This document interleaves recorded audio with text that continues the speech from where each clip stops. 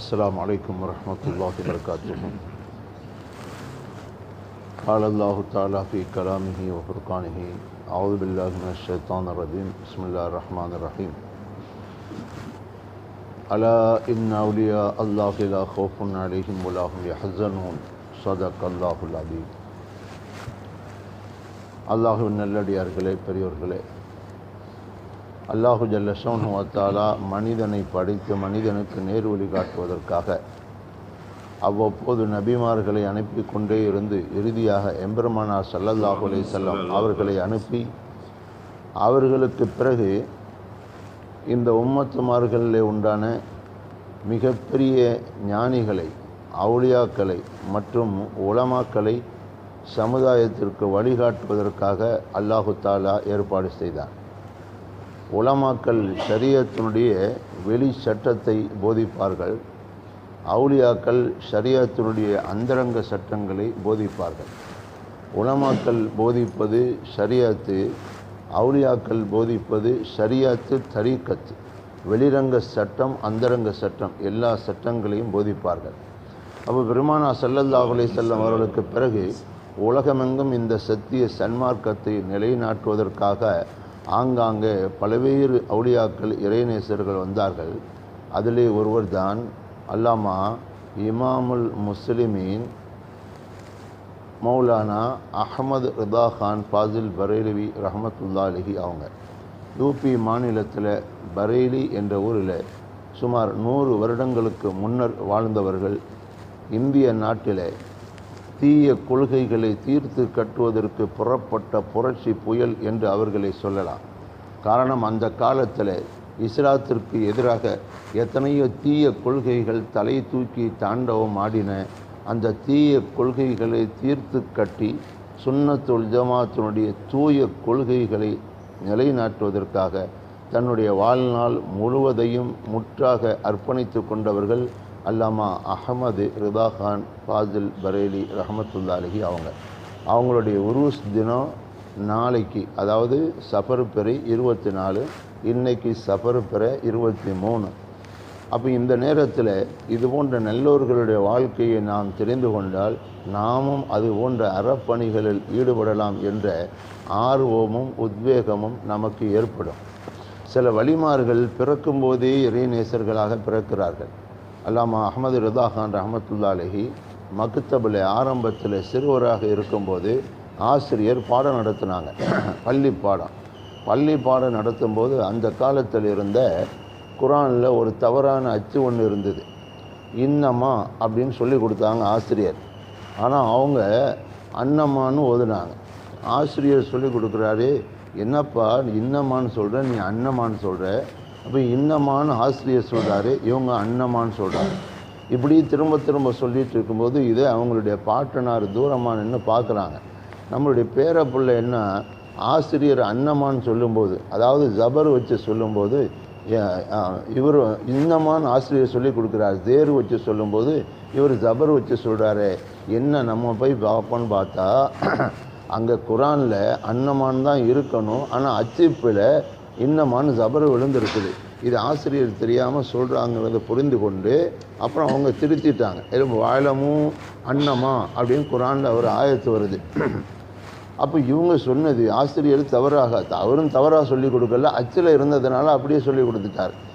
இது அன்னமான் தான் படிக்கணும்னு ஹாஃபிஸாக்களுக்கு தெரியும், ஆனால் அந்த ஆசிரியர் ஹாஃபிஸா இல்லை. அப்போ பாட்டனார் வந்து பார்த்த பிறகு சரின்னு விளங்கிட்டாங்க. இருந்தாலும் உனக்கு எப்படிப்பா இது தெரியும், அங்கே என்ன இருக்கோ அப்படி தான் நீ சொல்லணும், நீ சின்ன பிள்ளை தானே, ஆசிரியர் என்னமான்னு சொல்லும்போது நீ எப்படி அன்னமான்னு சொல்கிற. அப்போ அவங்க சொன்னாங்க, அது என்னன்னு தெரியல, என் வாயில் அன்னமான் தான் வருதுன்னு. அப்போ இதுலேருந்து என்ன தெரியுது, வலிமார்கள் சிறுவராக இருக்கும்போதே அல்லாஹு தாலா அவங்களுடைய வாயிலிருந்து வரக்கூடிய வார்த்தைகளை சத்திய வார்த்தையாக அல்லாஹு தாலா ஆக்கி விடுகின்றான். உலாய்க்க கத்தப ஃபீ குலூபிஹிமுல் ஈமான் வாய்யதன்ஹும் பிருஹும் மென்ஹு என்று அல்லாஹு தாலா குரானில் ஒரு ஆயத்தை சொல்கிறான். இந்த ஆயத்தை தான் மதரசாவில் முதல்ல அவங்களாக ஓதுன ஆயத்தான்.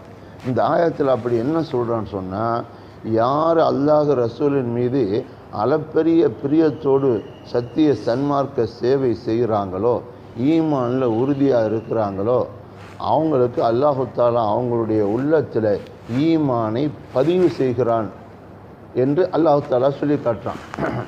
அப்போ இப்படிப்பட்டவங்களுடைய கல்பில் அல்லாஹு தாலாவே ஈமானை உறுதியாக பதிவு செய்யும்போது அந்த பதிவை யாராலும் அழிக்க முடியாது. ஈமான அல்லாஹு தாலா முத்திர குத்தி விடுகிறான். அப்படிப்பட்ட ஒரு உயர்தரமான ஆயத்து சூரத்துல் முஜாதலாவில் கடைசி ஆயத்து இந்த ஆயத்து. சூரத்துல் முஜாதலா கதுசமி அல்லாஹுன்னு தொடங்குகிற அந்த சூறாவுக்கு ஒரு தனி சிறப்பு. என்ன சிறப்புன்னா, ஒவ்வொரு ஆயத்திலுமே அல்லாஹ் அல்லாஹுன்னு வரும். கதுசமி அல்லாஹு எடுத்த உடனே அல்லாஹுன்னு அந்த ஆயத்து வருது. இப்படி ஒவ்வொரு சூறாவிலையும் சூறா பூராவுமே அல்லாஹுன்னு வரும். இந்த மாதிரி வரக்கூடிய ஒரு சூறா குரானில் சூரத்துல் முஜாதலாவை தவிர வேறு எந்த சூறாவுமே கிடையாது. அப்போ அந்த சூறாவினுடைய ஒரு ஆயத்தை தான் அவங்க சின்ன பிள்ளையாக இருக்கும்போது முதல்ல அவங்களுடைய வாயிலிருந்து வந்த வார்த்தை. அவங்க சன்மார்க்க கல்விக்கு பயின்று பெரிதாக ஆளாகி சேவை செய்துட்டு இருக்கும்போது ஒரு நாள் அவங்க தெரு வழியாக போயிட்டே இருந்தாங்க. அப்போ பரேலியிலே அந்த காலத்தில் இந்துக்களுடைய ஹோலி பண்டிகைன்னா என்ன, இந்த கலர் பொடிகளை எல்லாம் ஆண்களும் பெண்களும் ஒருவருக்கொரு தூவி கொள்வாங்க. சும்மாவும் தூவுவாங்க, அதை தண்ணியை கரைச்சி இப்படி தூவுவாங்க. இப்படி அவங்களுடைய நடவடிக்கை. இவங்க தெருவில் போயிட்டு இருக்கும்போது ஒரு பெண்ணு மாடியிலிருந்து கலர் பொடியை தூவும்போது இவங்க மேலேயும் சேர்த்து தூவிட்டா. இவங்க ட்ரெஸ் எல்லாம் வீணாக போச்சு. அருமையான புத்தம் புதிய சுண்ணத்தான அந்த வெண்ணிற ட்ரெஸ்ஸு ஆடை வீணாக போச்சு. உடனே கூட இருந்த சீடர்கள்லாம் அந்த பெண்ணை போய் அடிக்க போனாங்க. அப்போ இவங்க சொன்னாங்க, ஒன்றுமே செய்யாதீங்க, விட்டுறாதீங்க.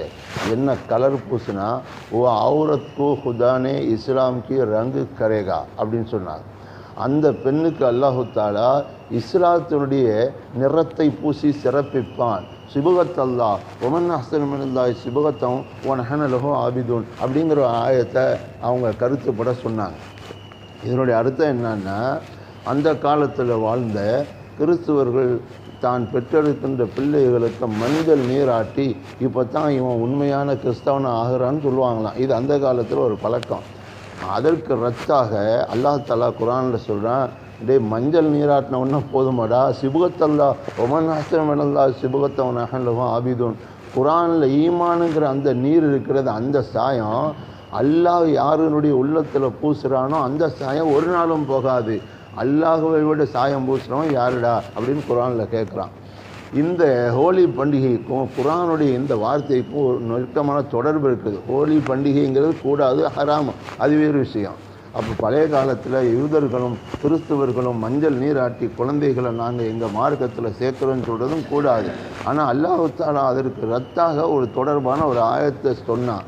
அந்த ஆயத்தை இந்த நேரத்தில் இவங்க ஓதி காட்டினது பொருத்தத்திலும் பொருத்தம்.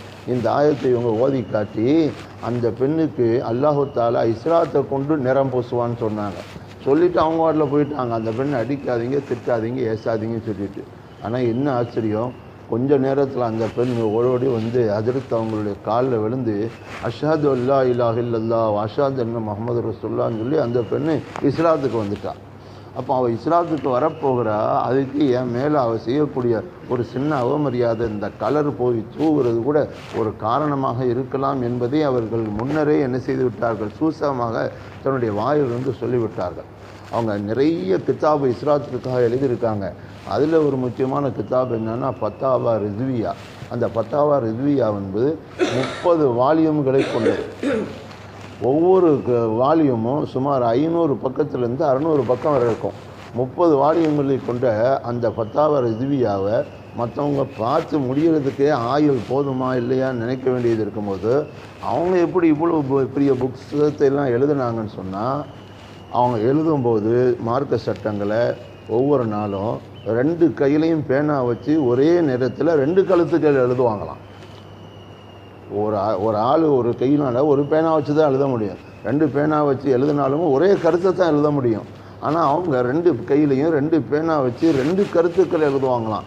இப்படியே எழுதி முடித்தவர்கள் மிகப்பெரிய மாபெரும் மேதை இந்தியாவில் பிறந்தவங்க. அவங்கள அந்த காலத்தில் வெளியே எங்காவது போகிறா இருந்தால் சமயத்தில் பல்லக்கில் வச்சு சீடர்கள்லாம் தூக்கிட்டு போவாங்களாம். ஒரு நாள் அப்படி தூக்கிட்டு போகும்போது திடீர்னு அவங்க சொன்னாங்களாம், கீழே வைங்கப்பா பல்லக்க அப்படின்னாங்க. சொல்லிட்டு சொன்னாங்களாம், என்னை தூக்கக்கூடிய இந்த கூட்டத்தில் யாரோ ஒரு ஆள் ரசூல் ஸல்லல்லாஹு அலைஹி வஸல்லம் அவர்களுடைய குடும்பத்தை சார்ந்தவராக இருக்கிறார் என்பது ரசூலுல்லாஹ்வுடைய குடும்பத்தினுடைய வாசம் வீசுகிறது என்னுடைய முகத்தில், நான் முகர்கிறேன். தயவு செய்து யார் இருக்காங்கன்னு சொல்லுங்கன்னு ஒன்று ஒரு ஆள் சொன்னாராம், நான் தான் ரசூலுல்லாவுடைய குடும்பத்தை சார்ந்தவன். அப்படியா, முதலையே நீங்கள் சொல்லக்கூடாதா? நபியினுடைய குடும்பத்தை சார்ந்த ஒருவர் என்னை பல்லக்கில் வச்சு தூக்கிட்டு போகணுமா? வேண்டாம் வேண்டாம், நீங்கள் எவ்வளோ சிறப்பானது, ரசூலுல்லாவுடைய குடும்பம் எவ்வளோ புனிதமானதுன்னு சொல்லி அந்த ஆளை பல்லக்கத்தில் தூக்கி வச்சு கடைசியில் இவங்க தூக்கிட்டு போனாங்களாம். அந்த அளவுக்கு நபிகள் நாயகம் ஸல்லல்லாஹு அலைஹி வஸல்லம் அவர்களுடைய குடும்பத்தின் மேலே மிகப்பெரிய பிரியமும் அன்பும் செலுத்தியவராக இருந்த அவங்க இன்றைக்கி வஃபாத்தாகி சுமார் 100 வருஷம் ஆகுது.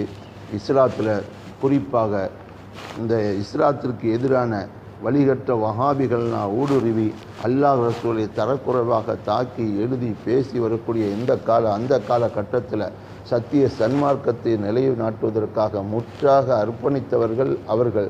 எனவே அவர்களுடைய புகழை அல்லாஹு தாலா ஓங்க செய்வானாக, கியாம நாள் வரை வளர செய்வானாக. அவர்கள் காட்டிய உயர்தரமான சத்திய பாட்டையிலே இறைவன் நம்மையும் நடக்க செய்வானாக.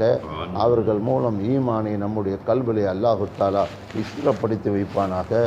வாஹிர் தாவானா அனில் அல்ஹம்துலில்லாஹி ரப்பில் ஆலமீன். அஸ்ஸலாமு அலைக்கும் வரஹ்மத்துல்லாஹி வபரகாத்துஹு. ஸல்லல்லாஹு அலா முஹம்மத் ஸல்லல்லாஹு அலைஹி வஸல்லம்.